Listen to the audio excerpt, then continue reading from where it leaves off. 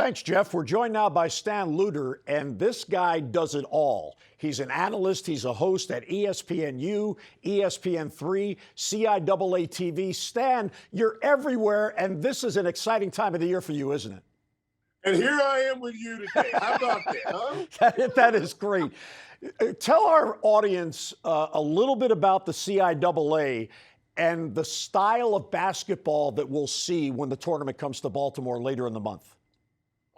12 historically black colleges and institutions located from Pennsylvania all the way down to South Carolina.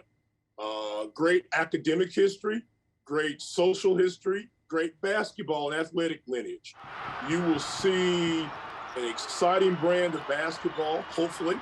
COVID has really taken a snap out of a lot of schools and getting everybody back to playing what they want to. But I think what you're going to see is exciting team basketball that I think that you can learn from. If you're a beginning player, I think kids can enjoy that. If you're an old head like us, you can enjoy the skill set there, and you're going to see some great coaches, a lot of color, and a lot of people having a great time.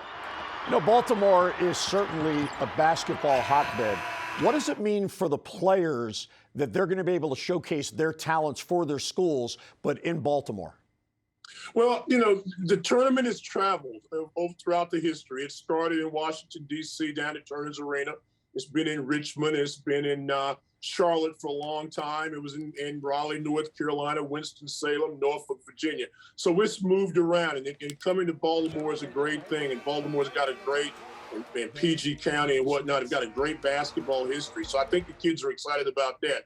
I know the kids that are from out of North Carolina are really excited because they get a chance to play at another high-profile arena and give themselves a chance to play and make a name for themselves in their schools. So Baltimore's got the buzz, right, I think, for the kids, from what I've been able to talk to. We've been social distance, so you haven't been able to really talk to them as much. But they're all excited about playing and getting to the tournament, and this being the first time in forever being in Baltimore, they want to try to make some history. Now, what are the schools that you think will be the schools to watch in the tournament? And maybe another way to look at this is maybe some school that we're not thinking too much about that might surprise in the tournament. You're going to try to get me in trouble because then you get to talk about who's the favorite. To be real honest with you, I think right now people are still trying to find their A games in some circumstances. As you get closer to tournament time, you want to be playing on all cylinders.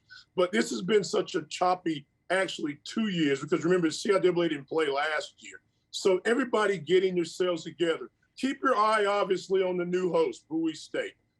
Coach Brooks just won his 200th game and is the all-time leading coach in Bowie State basketball history, and they've won some tournaments. He's won 2 as the head coach there. Bowie State's a team to remember and think about. Virginia Union and their great history. Dave Robbins is a legend, and they've won, 3 national championships in the past, and that's where Charles Oakley and Ben Wallace and Terry Davis played. So there's a great legend in history of Virginia Union, and people say the tournament's not good unless Union is not playing well, so we'll see.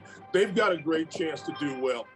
Virginia State, Lonnie Blow does a great job there. They could be good. The team that's been quiet in the North has been Lincoln. Lincoln out of Pennsylvania, which, for your historians, is the oldest HBCU. So you've got the oldest HBCU, that's one of the newer members of the conference coming back. They're playing some good basketball, both on the men's and women's side. And down in the South, I think you got to look at Fayetteville State.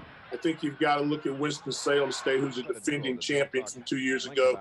And when you say Winston-Salem State, you think about big house games, and you think about Earl Monroe, who played his basketball for the old Washington or Baltimore Bullets. So there's a lot of schools you can keep your eye on. What I always look at, I say, everybody's got a chance. We'll find out whose chance is going to be the best come Saturday of championship night. I can hear the enthusiasm in your presentation here, and it sounds to me that you, through the conference, are very excited that this is coming to Baltimore so these schools can showcase what they're all about and the talent that they bring to the city. Oh, no question about it. I mean, anytime you get a chance to be a part of the CIAA in some way, shape, or form, I think that's a blessing. And I'm very blessed to have been able to be a broadcaster and do the games for many years now. So yeah, I'm excited. I'm always excited this time of year, but especially to come to Baltimore. I've got friends and family in the area, and they're looking forward and hollering at me for tickets and everything else now that I don't have. But they try to come. But to come to Baltimore, an area which is so rich in so many ways and so many cultures, and to be able to showcase the CIAA. I mean, don't forget, this is about colleges and institutions. And so you get a chance to talk about your schools, to talk about how they've been able to make a difference in our lives. That's a good thing. And then there's some good basketball. But Baltimore, coming to Baltimore, yeah, I'm very excited about that. All right, Stan, we appreciate your time. Have a great day. Thank you. All right, Jeff, let's send it back to you.